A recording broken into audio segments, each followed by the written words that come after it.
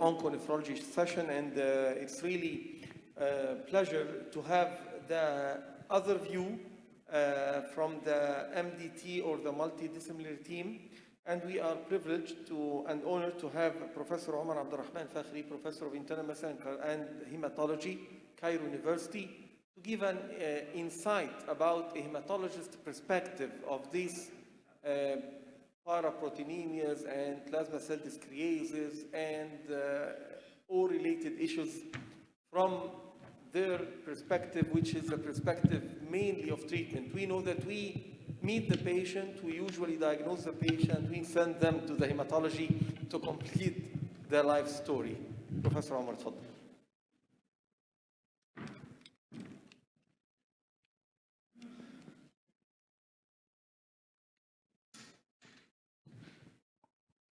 Bismillah ar-Rahman ar-Rahim.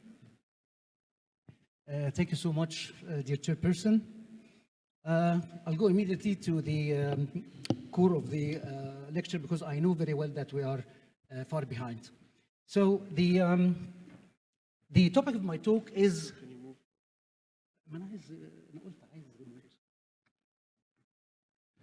Anyway, for the past decade or so, ladies and gentlemen, the look to multiple myeloma outcome was extremely poor. So are we still that helpless in 2022? I don't think so. But however, first of all, ladies and gentlemen, there is a very important sentence that I have to say, that please be informed, ladies and gentlemen, that I'm a pure clinical hematologist, okay? I'm not nephrologist, almost zero nephrology, okay? And of course, I cannot swim in such an eminent nephrologist in the same room. So please, there is no need for renal attacks. And let us keep us friends just like that. Okay? So it will go like this, the nephro devil. And actually, it is of extreme importance for both the hematologist and the nephrologist. And then the current status of multiple myeloma, and really, we have recent breakthroughs. Why did I say the nephro devil? Because simply at a newly diagnosed case with multiple myeloma, up to 40% have significant renal impairment.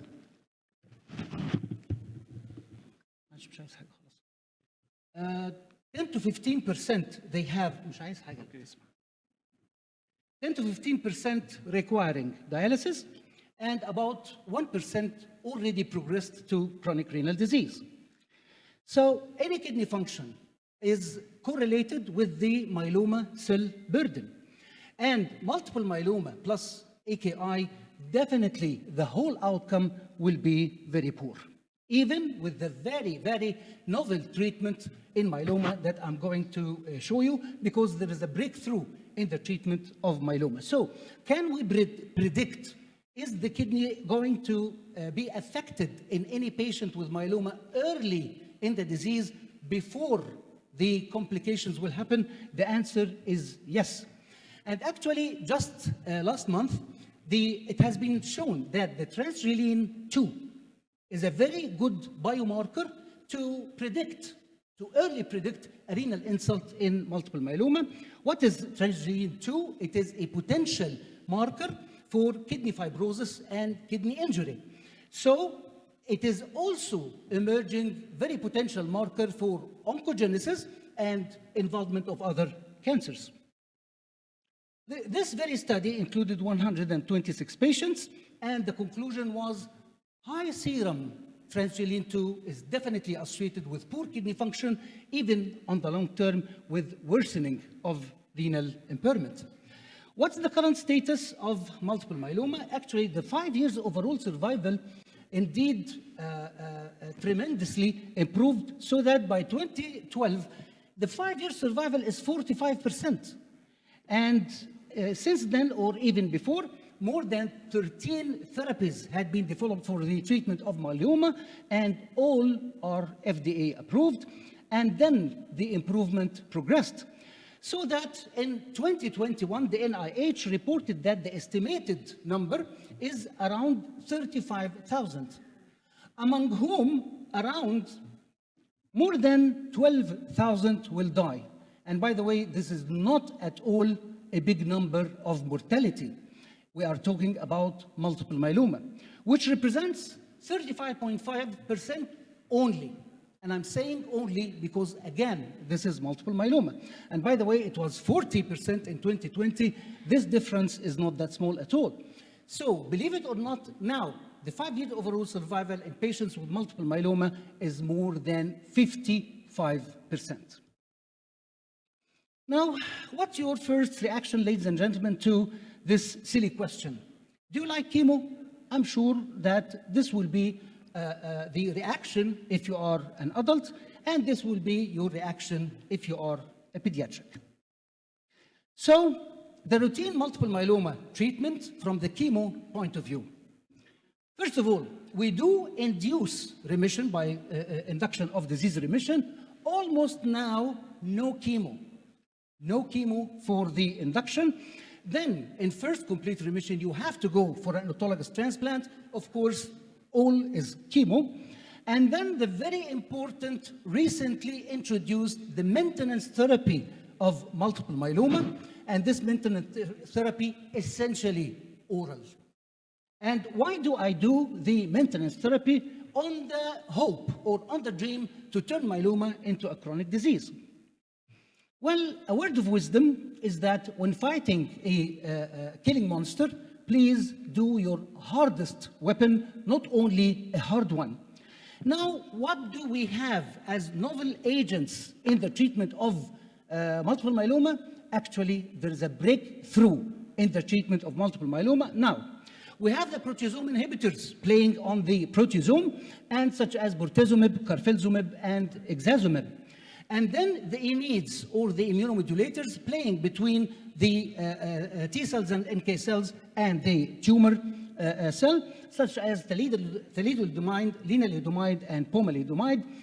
Then the revolutionary introduction of monoclonal antibodies, and these, in fact, did change the treatment plan, such as daratumumab and elotuzumab. And imagine all of these are in different combinations and mechanisms of action. Despite this, ladies and gentlemen, relapsed refractory multiple myeloma is still our nightmare. Should we wait for such a catastrophe to happen, the relapsed refractoriness? Absolutely no. And here the rise of the so-called MRD, or minimal residual disease. What do I mean by minimal residual disease? It is the lab detection of this very small amount residual myeloma cells after treatment beyond the capability of our lab technique. So you may get something called, yes, your patient is in complete remission, but actually, unfortunately, when you go for MRD detection by certain devices, you will know that, no, persistently, you have still myeloma. So any positive MRD will be followed by inevitable relapse. And I mean inevitable relapse. So if this is the tip of the iceberg, ladies and gentlemen, this is the real burden of multiple myeloma. And at the diagnosis, you have no less than 10 to the power of 12 myeloma cells in your body. So with conventional CR, you are only here and for getting the whole tumor burden. And for the by flow cytometry and by next generation sequencing, which is again revolutionary in the lab techniques, you can be only here, leaving again this amount of remaining tumor. And of course, if we reach zero, we are curing myeloma, hopefully when a dream comes true. So, curing myeloma, and are we going to live happily ever after? Just remind you of the Valentine's Day a few days ago. Okay, why did I say maintenance therapy, essentially no chemo? I said because turning myeloma into a chronic disease, hopefully, by suppressing minimal residual disease. If you can persistently have an MRD negativity, persistently, the patient is cured.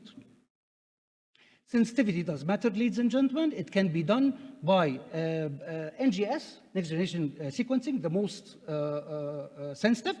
And you can see MRD negative versus MRD positive at 5 years follow-up with this very decent p-value. However, on the level of practical work, that's what we do right now by multicolor flow cytometry, and you can detect 1 cell per 100,000 of normal cells. By the NGS, you can detect 1 cell among million, 1 myeloma cell among million of normal cells. I know that. Now, the final part is the recent breakthroughs. The recent breakthroughs actually is something called CAR T cell therapy and BCMA. I know it's a little bit weird, but in a few minutes, I'm going to finish. The CAR T cell means the chimeric antigen receptor T cell therapy. And this is the so-called genetic engineering. I think all of us heard the term genetic engineering like 20 years ago, that it is something imaginary and we cannot reach something genetic engineering. This is a genetic engineering, and it was FDA approved for very, very aggressive hematological malignancies, and it was initially approved for ALL and acute lymphoblastic leukemia and non-Hodgkin lymphoma. Only last year, it had been approved for the treatment of multiple myeloma. Very promising. It's very promising. Only in hematologic malignancies. Unfortunately, it is of no promise in solid tumors. In its simplest concept, this is actually, let's suppose that the person in the middle is having a multiple myeloma. First of all, you collect the T cells from the patient. And then, actually, you go into the lab and do something as ex vivo T cell engineering. This engineering to direct these very active T cells towards the tumor only. And then, as we say in the kitchen, you put lots of growth factors in order to get rid to billions of very active T cells. And then very brief debulking chemo. Remember that we are dealing with an extremely aggressive tumor. So brief debulking tumor, and then you infuse the CARs, which crush the tumors just like this. So finally, ladies and gentlemen, the so-called BCMA, it is only in multiple myeloma. B-cell maturation antigen. When you hear the term antigen or receptor or whatsoever highly expressed in any tumor, be sure that the next step is that you are going to give something specific for this receptor or this antigen or whatsoever. So the BCMA is B-cell maturation antigen on top of the myeloma cells. The anti-BCMA immunotherapies, it's not only one therapy, can give promising results, but still preclinical and early clinical trials. It's not yet routinely approved. And in fact, the anti-BCMA therapies, such as CAR T cell and the antibody drug conjugate and the so-called BiTE, which is bispecific T cell engager.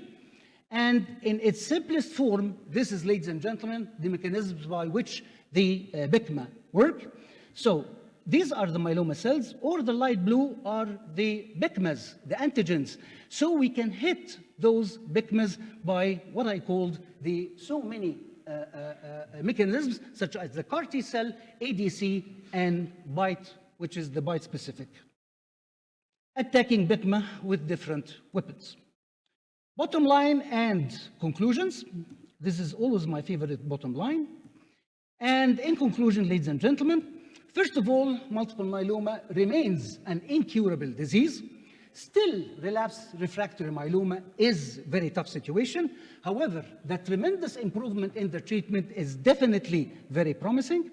The non-chemo concept, of course, you can imagine you are not giving chemo at all, so except in the transplant. So there will be lower morbidity and mortality and better survival. The recently reported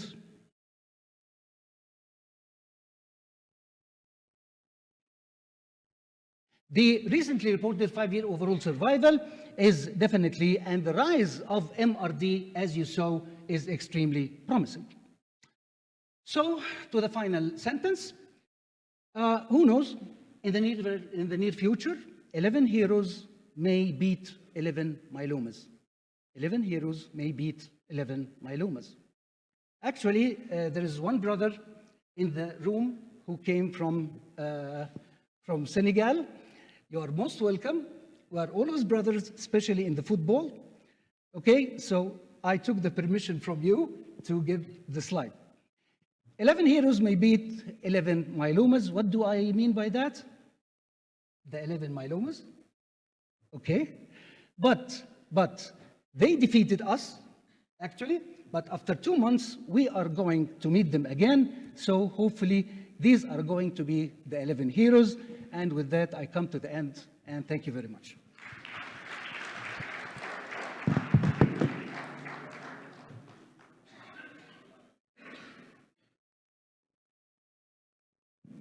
طبعا شاكرين جدا.